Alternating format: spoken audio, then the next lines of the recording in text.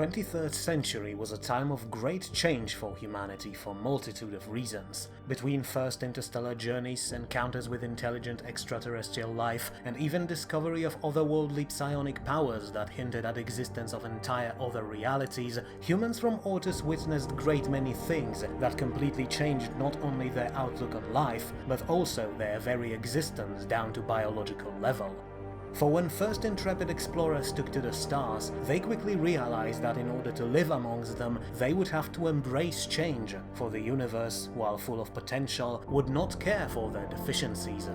And over the next decades, that very change became more and more evident as our race, which once looked relatively uniform, adapted itself to life in various conditions, to the point that today one could say that people from different planets became practically different races. For how could short, sturdy, large-eyed humans from Nada compare to tall, slim inhabitants of Redamon Prime, whose eyes are as small as buttons, or to dark-skinned citizens of Arvo, whose bones and joints are nearly as flexible as rubber, to better withstand massive tidal forces of the red star that covers their sky for half a day?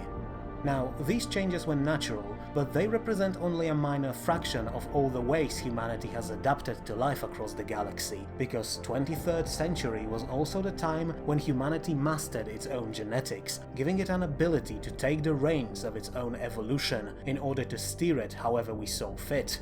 It was not an easy or simple process though, and took many steps, resources, years, and, without a doubt, sacrifices, but the end result cannot be overestimated. The first major step towards our current mastery of biological life was cloning, an old science practiced even back on Earth, but perfected during first half of 21st century. The ability to create artificial organs, body parts, and eventually even fully operational living beings had immense effect not only on future science, but also on more mundane things like medicine. For one, once various internal or external body parts could be grown en masse in laboratories, they could be used to replace their respective damaged or worn-out counterparts. At first, the process was complicated and required frequent replacements, as various cloned organs had very short lifespan and deteriorated much faster than original parts. As the years progressed and science marched forward, however, vat-grown organic replacements became practically indistinguishable from original variants, which presented a unique opportunity to greatly increase overall lifespan, as nearly every single body part too worn out from age could simply be replaced with a vat-grown version that, for all intents and purposes, was exactly the same or even slightly better than the part it was based on. At current stage of technology, Commonwealth researchers can grow entire walking bodies, aside for brains, in matter of days and use them for multitude of medical purposes. And one of the best examples of this technology is an old veteran of Battle of Voice, Lieutenant Oleg Havlik, who was surrounded by a dozen of Billy-1 drones and torn to pieces. His men took bloody remains of his body, thinking that he was already dead, and brought it back to orbit when, to complete surprise of medical teams, it turned out that Lieutenant Havlik's brain still functioned, although just barely. Decade or two before, the medics would administer anesthetic and end his suffering as quickly as possible, but with all the power of Commonwealth technology behind them, they were able to bring Oleg back to life, and to this day he still serves in the army, now a captain, known as one of the first people whose whole body has been created in the labs from scratch. The only part of old Havlik is his brain, but, despite this gruesome story, his current body shows no signs of just how close he was to death on that fateful day. But the ability to clone body parts allows not only to use them as replacements, it also provides invaluable and nearly limitless amounts of test subjects for various medical and research purposes. For example, if a colonist on a faraway planet is diagnosed with an unknown or, at the moment, untreatable disease, the doctors can simply clone affected parts, or the entire patient, and try to find a cure without endangering their charge. This, while certainly useful, caused some problems though, as public was unwilling to accept cloning fully functioning, and therefore thinking and feeling human beings in order to experiment on them. The scientific community tried to defend their position, claiming that creating a perfect copy of a patient was the best way to develop a cure, but in the end the Science Council was forced to bend under public pressure, and today most medical clones are developed with only rudimentary brain functions in order to keep their bodies alive. Fortunately, there are also other means of fighting various diseases, and the most important one today are gene therapies. First forays into manipulating human DNA were made even before the Expanse project took humanity away from Ortus, but it was only after first journeys of CSV Tesla when researchers from Biosoc division began to truly understand what they were doing.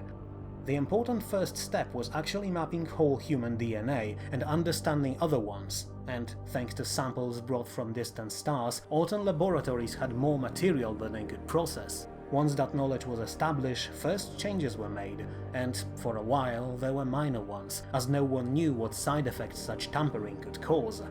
And if Biosoc division was run by a more grounded and calm researcher, this approach of tiny, cautious steps would be followed for decades to come. But instead, Professor Athira Tanwa decided to throw all caution to the wind and threw herself and her researchers at the most ambitious project of their generation: uplifting of the Kithri. Within a decade, she and her division implemented changes that would have taken hundreds of thousands of years to naturally occur, and ultimately, after a great many experiments, managed to rewrite Kithri genetic code and turn them into fully developed sentient race that we know today. The project itself is still shrouded in secrecy, and details of it are still not released to the public, but the most common rumor claims that Professor Tanwa simply brute-forced her way to success, implementing untested changes into thousands or even millions of Kithris before finally finding a proper solution. But whether this rumor is true or not, it does not change the fact that eventual success of Uplift project marked the moment where humanity stopped experimenting with DNA manipulation and truly mastered it. Over the next decades, that knowledge was used in so many ways that trying to list all of them here would take days, but in a very broad fashion, it enabled humanity, and all other races of the Commonwealth, to overcome many of their biological deficiencies. For humans, it meant that their below-average adaptability has been improved. For people living in systems with stars brighter than dim Asha, it meant optical calibrations, as Orton eyes could go blind after prolonged exposure to light on, for example, Falke Boss, a planet of perpetual day constantly illuminated by 3 suns. For people living on gravity-less world of Rhea, it meant increased bone and muscle density, because otherwise they would not survive travels to any place where gravity was actually present. The list goes on, and by the end of 23rd century, humans all across the Commonwealth were modified in thousands of different ways, increasing differences between citizens from various worlds even further. Adaptation was not the only way DNA manipulation could be used, however. One of the most notable facts is, of course, the ability to prolong life by slowing down age processes, which meant that, at the dawn of 24th century, humans could live up to 2 centuries, and every decade increased projected lifespan even further.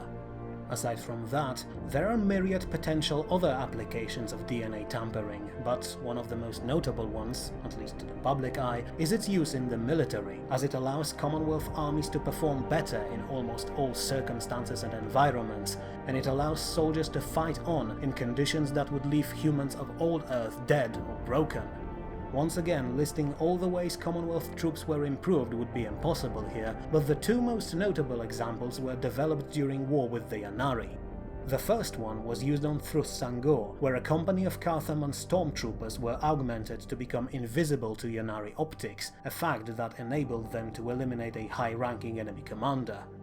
On Frishak, on the other hand, a platoon of human infantrymen was deployed to take out hostile command center, located at the bottom of the ocean deep beneath the ice. According to military intelligence, it was protected by a set of automated defenses that could destroy any and all submersibles sent by Commonwealth forces.